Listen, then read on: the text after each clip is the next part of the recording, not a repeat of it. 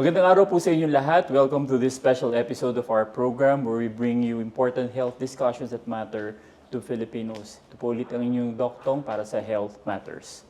Today, in line with World Hearing Day, we will talk about an issue affecting millions worldwide, hearing loss and why we should take better care of our ears. Joining us are distinguished experts, mga colleagues ko po ito, experts in ear and hearing care. Unang-una po, i-introduce ko po si Dr. Jefferson Peckley, isa po siyang otologist and audiologist. And Dr. Carlene Erica Rossi Hipol, Dr. Erin, isa rin po siyang ENT and audiologist. Tutulungan po nila tayong ipaintindi ng mga causes, prevention, and treatment of hearing loss here in the Philippines. Dr. Jeff and Dr. Erin, maraming salamat po sa inyong oras and welcome to the program. So Dr. Erin, simulan po natin. Let's start with the basics. Ano po ba ang hearing loss? Gaano ba ito kalawak na problema rito sa Philippines and sa buong mundo, Dr. Erin? So, ang hearing loss po is parang kawalan po ng pandinig po natin. Globally, there are over 5% in the world's population or over 430 million people is affected by hearing loss that needs hearing rehabilitation. It is estimated po by 2050 that 2.5 billion people will experience hearing loss, and among those people, 700 million people will require hearing rehabilitation. Locally here in the Philippines, around 2.5 million Filipinos suffer from hearing disabilities, with many cases going undiagnosed or untreated. Everybody in all ages could be affected. However, seniors are mostly affected. But young adults are also at risk due to the unsafe listening habits and exposure to loud noises. Marami palang naapektuhan ng ganitong problema, Doc Erin? So, karaniwan nating iniisip na katandaan lang ang dahilan ng pagkabingi, pero sino-sino po ba talaga ang nasa panganib? Sino ba tinatamaan ng hearing loss, Doc Erin? So, among which po, ang pinaka-affected po mga seniors po natin kasi meron po yung age-related hearing loss. Pwede rin po ang mga bata, mga children, dahil sa mga congenital na causes or mga untreated na infection ng tenga. Mga iba pong apektado, mga workers na nagtatrabaho sa noisy environment, sa mga factory, mga miners, construction workers, traffic enforcers, among which po. Mga other people na exposed din po sa mga malalakas na tunog gaya ng musicians, frequent concert goers, tsaka ngayon po ang mga gumagamit ng mga headphones po ngayon po. Marami palang pwedeng tamaan nito, no? Yes po, so, Doc. From all ages, from all professions. Yes po. So, Doc Erin, ano-ano naman ang mga pinakakaraniwang dahilan, yung mga frequent causes, lalo na rito sa atin, dito sa Pilipinas, ng hearing loss? So, madami pong mga causes ng hearing loss po, among which po is, one, matagal na exposure sa mga malalakas na tunog. So, gaya ng traffic, karaoke, firecrackers, mga gunshot wounds, mga exposed sa music, or mga work-related po, gaya sa mga minero po, sa mga factory, or mga dalas gumamit na mga machines po. Ang iba po, yung pwedeng mga nagkakaroon ng mga infeksyon ng tenga, gaya ng mga bata dito sa Pilipinas na nagkakaroon ng chronic na ear infection na hindi na nagagamot at nagdudulot to ng hearing loss. Pwede rin po ang maling paggamit ng cotton buds po na common na ginagamit po natin sa pang-araw-araw. Imbis na malinisan po natin, mas naitutulak pa po paloob. Sa ibang mga kaso po, nabubutas pa po nila yung eardrum po na maglilid po to ng hearing loss. So sa mga bata po, pag mga untreated illnesses gaya ng measles, meningitis, rubella at mga iba pang infeksyon. May mga gamot din po na certain na gamot na pwede ring makakos ng hearing loss po in some cases. Or in worst or some cases po like head trauma or mga aksidente po. Dami palang dahilan ng hearing loss. Yes Doc po, Erin. Doc. So, ano naman yung mga signs ng hearing loss, Doc Erin, para sa ating mga nanonood, mga nakikinig, ano yung dapat nilang bantayan para malaman nila na magpa-check up na sila sa iyo? Apo. So para sa mga pasyente or sa mga apektado at saka sa mga kamag-anak, sa mga nakakasama po nila araw-araw, one po is mahirap intindihin ang sinasabi ng ibang tao, lalo na kapag marami na pong taong nagsasalita or kapag nasa maingay na lugar po, nahihirapan na po silang marinig ang mga tunog po. Madami rin po yung madalas nag-uulit ng tanong, gaya ng, ha, ano ulit? Pakiulit yung sinasabi. Pinapaulit, So, pinapaulit po nila yung sinasabi. Sa ibang mga kaso po, nagrereklamo po sila na ang kausap nila ay akala nila bumubulong kapag nagsasalita. Well, in real life, hindi po talaga sila bumubulong. Akala lang po nila na bumubulong. May iba rin po, mga taong medyo malakas magsalita kasi hindi po nila naririnig ang sarili nila, so lumalakas po ang kanilang sariling boses. Sa iba po, mga palaging nag-a-adjust or nilalakasan ang volume sa TV or sa cellphone na nasa pinaka malakas or mataas na settings po. Sa mga ibang kaso rin po, yung tumutunog sa tenga natin or parang may umuugong sa tenga natin. Sa mga mas batang mga kaso po natin, yung mga medyo mas hirap sa school or hindi makaka-catch up, pwede pong senyales po yun na meron silang problema sa pandinig. Or sa mga mas bata pa po natin, yung mga delayed po magsalita, pwede rin pong senyales po yun na baka may problema po sila sa pandinig po nila. So, Doc Eri, marami pala tayong marami pala sa mga kabataan na nalilibel na mahina ang knowledge nila. Yung pala, hindi sila nakakarinig, no? Yes po, pwede pong senyales. Isa Sign sa pala mga siya, senyales po yun. So, dapat pala tayong mag-ingat, lalo na kung may mga ganito po tayong simptomas. So, Doc Erin, kailan po dapat lumapit sa espesyalista para magpatingin? Ano?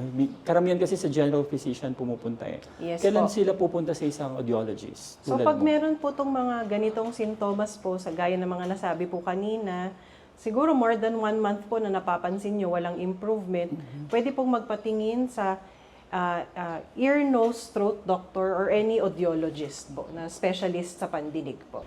Okay, salamat Doc Erin at dumako Thank naman you, po sir. tayo sa ibang topic tungkol sa ating pandinig at sa ating mga tenga. Thank you po. Mapunta naman po tayo sa prevention and hearing health. So, matanong naman natin ngayon si Doc Jeff. So, sabi nila, no, mas mabuti ang pag-iingat kaysa lunas. So, Doc Jeff, ano ang mga paraan para maiwasan naman natin ang mga hearing loss? Yes, Doc Jeff.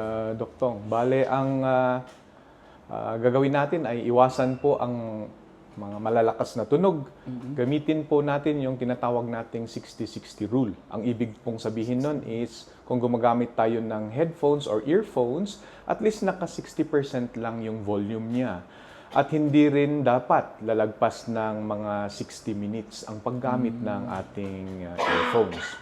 Gumamit din po ng mga tinatawag nating earplugs or ear protection kung nagtatrabaho tayo sa mga maiingay na lugar or kung nasa maingay tayong lugar kagaya ng kung nakasakay tayo ng jeep, kung nasa construction sites tayo, no? Kagaya ng ano tawag nito, kung carpentry, metalworks, mga ganon, no?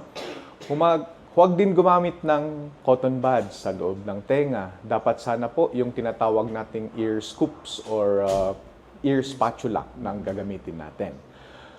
Pabakunahan din natin ang ating sarili laban sa mga infeksyon kagaya ng mga measles at rubella, especially sa mga children natin. No? Huwag mag-self-medicate, lalo na sa paggamit ng mga antibiotics. Huwag lang pong basta-basta bibili ng antibiotics. Dapat po prescribe siya. And lalo na rin po yung mga matagal na paggamit ng mga herbal medicines. No? Magpa-check up ng tenga, taon-taon, lalo na sa mga may edad na. Para at least makita po natin ang sitwasyon ng ating mga tenga. Okay. Doc Jeff, nabanggit mo yung tungkol sa herbal medicine. Marami po tayong mga pasyente na bumibili online. Yes. Itong mga eardrops na nagpapagaling daw ng pandinig. Ano ba? Totoo ba Yes. to, Doc Jeff? No, hindi po, wala pong katotohanan yan. Kasi yung mga eardrops pong yun, hindi po kasi natin alam kung ano yung mga content doon. Pwede po kasing mag-cause yun ng tinatawag nating mga allergic reactions, no? Immediate allergic reactions. Pwede po kasing makakadagdag ito sa pagkaroon ng pagkabingi ng ating mga tenga. Ngayon, balik naman tayo dito sa usapin ng ingay, no? So maraming Pilipino mahilig sa karaoke, Doc Jeff. Ay, yes. Gaano naman po ito kadelikado? Nabanggit mo kanina kasi, Doc Jeff, na sobrang exposure sa malakas na tunog, no? So paano ba to? Karamihan po kasi ng mga speakers natin na during concert ay more than 90 decibels and above, no? ang tinatawag nating ligtas na sound is yung 85 decibels. Pero may certain limit po yon sa oras na exposure sa mga ganong tunog. No?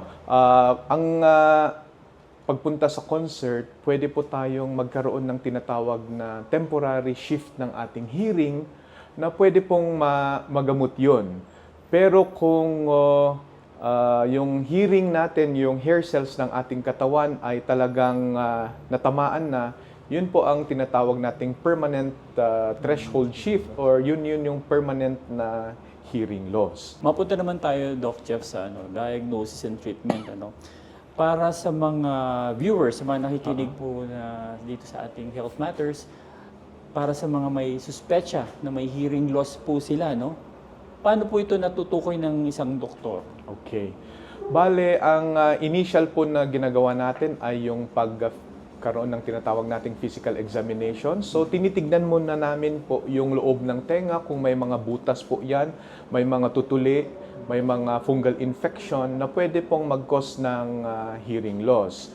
Now, kung nakikita naman natin na okay yung external canal, yung eardrums, ay wala naman pong problema, bale, yung mga tao po ay tinetest natin through yung tinatawag naming pure tone audiogram. Marami pong klase ang mga yon, depende po sa edad ng pasyente, no? And then, meron din po tayong tinatawag na newborn hearing screening, especially sa mga newborn, no? Bale, natitest sila and then meron, kung yung patient na yan ay nagkakaroon ng tinatawag nating refer ang kanilang result, then pumupunta po sila sa confirmatory testing. Tinatawag po natin yun na auditory brainstem response or yung BAER. At saka meron din po tayong tinatawag na auditory steady state response para makita po natin kung anong frequencies po ang merong available na hearing yung patient or kung talagang walang-wala talagang hearing yung mga patients. Now, yung ABR-ASSR, ginagawa po natin yon not only for children but also for adults. Okay. So, Doc Jeff, nabanggit mo itong mga tests na to. So, pag nakita natin na may problema sa pandinig itong mga pasyente natin, ano naman ang mga available treatment para sa hearing loss? May treatment ba? Gagaling ba itong mga... Okay. Kung sa mga confirmatory testing ay nagawa, especially sa mga newborn within the first 3 months of life. And then, yung tinatawag natin na meron po dapat gagawin ang mga doktor within the first 6 months of life. Kagaya po ng pag-offer natin ng hearing aid sa mga bata, no? So, doon po natin tinatrial sila kung meron pong pagbabago or meron pong benefit sa kanilang pandinig. Now, kung wala po talagang benefit na nakikita doon sa trial of hearing aids na sinasabi natin, then we can give another advice na baka naman kailangan yung higher form of habilitation or device. Yan po yung tinatawag nating cochlear implant, sir. Yung cochlear implant, yan po yung ino-operate natin yung tenga ng bata para mailagay natin yung device sa loob ng tenga. Especially for individuals who have severe to profound hearing loss. Again, cochlear implant is for both children and adults po. Yan po. Yun po ang ginagawa natin. Now, others naman, kung nakikita natin na butas yung tenga, we do tympanoplasty, simple tympanoplasty, yung parang i-vulcanize or papatsihan po yung butas na eardrums po para ma-reconstruct po natin yung eardrum yan. Another, kapag natapos na lahat ang mga yan, especially for children, yun yung tinatawag nating speech therapy for habilitations na yan, rehabilitation na.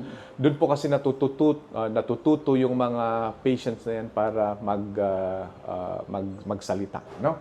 Or yung the way na mag-speak sila. Yan po. Hearing aids no? So, I believe hindi naman siya talaga treatment, no? So, abot kaya ba to? Kasi alam ng mga Pilipino, medyo mataas yata yung cost nito. When it comes, sir, to hearing aid, bale, meron naman pong mga free na binibigay. Pero dapat yung hearing aid na yon na binibigay is prescribed. No? Hindi po basta-basta po kasi ang hearing aids. Meron po kasi tayong tinatawag na hearing amplifiers. Yun po yung mga common na nakikita natin sa Facebook, o Lazada, or Shopee. Ano? Na bibili na lang nila and then nilalagay nila doon. No? Prescribed because meron pong dapat levels ang strength ng hearing aid. Kasi kung yung amplifier lang po ang bibigay natin, pwede pong masira kasi ang natitirang hearing ng isang pasyente. Now, meron din pong mga NGO katulad po ng Better Hearing Philippines sa Manila po ito. And another one is yung Starkey Philippines. This coming March, if hinintay lang po namin kasi yung confirmation kung kailan darating yung Starkey dito sa Philippines. Meron pong mga libreng hearing aid na at least man prescribed naman po yun. Okay, nakita natin yung cost ng Yes. hearing aid. Yes, sir. Doc Jeff, bago tayo pumunta dun sa World Hearing Day celebration, kailangan bang isang hearing aid or pwede bang, dalawa ba dapat? Well, when it comes now to hearing aid, binigyan po tayo ng Panginoon ng dalawang tenga. As much as possible, dalawang hearing aid po ang ibibigay sana because of yung tinatawag nating laterality. Kasi mas malakas po ang pandinig natin sa kanan kung yung kanan ang nandyan sa kanan yung nagsasalita. Pero kung nasa kaliwa yung nagsasalita, we need yung help pa rin ng left ear, parang ganon. Now, pero kung wala talaga sa budget, then one ear, one hearing aid is better than none. Ngayon po ay World Hearing Day at ang tema ngayong taon ay Changing Mindset, Empower Yourself to Make Ear and Hearing Care a Reality for All. So ano ang layunin ng selebrasyong ito, Doc Jeff? Ito po ay yung awareness, no? Yung pagpapalaganap ng kamalayan tungkol sa hearing loss, no? Pagtutulak ng mas madaling access when it comes now to ear and hearing care sa mga probinsya. Sa atin po dito sa Baguio, meron po tayo ang Baguio General Hospital, no? And then ang pagpapalakas po ng hearing screening programs, lalo na sa mga hospitals and LGU health centers, no? Yun po ay again for the screening pwede din pong gawin dito sa Baguio General Hospital din po, no? Okay, nabanggit mo nga, Doc Jeff, sa mga LGU at mga hospitals, meron ba tayong mga ibang screening tests o screening programs dito sa Baguio, dito sa Philippines? Yes, marami pong mga programs like in Manila, may mga like sa UP and then UST, meron pong mga hearing screening doon. Most also for DOH retained hospitals, no? May mga medical missions nga po. And then sa mga hearing clinics po, meron pong mga clinics dito kasi sa Baguio na nagkakaroon, may mga audiograms or audiometers na pwede pong mag-screen. And then actually after that, nire-refer din po sa atin dito sa Baguio General Hospital for confirmatory testing. May mga online consultations din po, but I don't think na dito sa Baguio meron po tayo. But in other institutions like in Manila, again, they have online consultations po. Okay, final thoughts na po mula sa ating mga distinguished experts. So, Doc Erin, ano po ang inyong mensahe sa ating mga tagapakinig tungkol sa pangangalaga ng kanilang pandinig? Thank you, Doc. So, huwag po natin baliwalain ang maagang senyalis ng hearing loss kagaya ng pag-ugong or mahinang pandinig. Protektahan ang tenga mula sa malalakas na tunog, lalo sa ating mga kabataan. Habang maaga pa po, protektahan na po natin. Magpa-check up kung may nararamdamang problema po sa tenga. Nabanggit ni Doc Erin na magpa-check up kung may nararamdamang problema. So maraming salamat, Doc Erin. Maraming salamat, Doc Jeff. Kung may mga ganitong problema po yung mga nakikinig po sa amin, Doc Erin, saan kanila pwedeng puntahan? Sa clinic po namin sa Baguio Ear Center po sa Mabini, above po ng Victoria Bakery. Okay, may oras po ba to? Nagki-clinic po ako ng 1:30 to 3:30 ng weekdays po and Saturdays 9 to 12 po. Thank you, Doc Erin. Doc Jeff, saan ka naman nila pwedeng puntahan? Bale, ang clinic ko po ay sa La Trinidad, Cordillera ENT Clinic, Mondays to Fridays, 2 to 4 p.m. And then Saturday, it is 10 to 2 p.m. po. Muli sa ating mga tagapakinig, alagaan natin ang ating hearing. Kung may mga tanong po kayo, Gamitin ang hashtag World Hearing Day PH sa social media. So hanggang sa muli, hanggang sa susunod nating episode, ingat po kayo lagi at magandang araw po sa inyong lahat.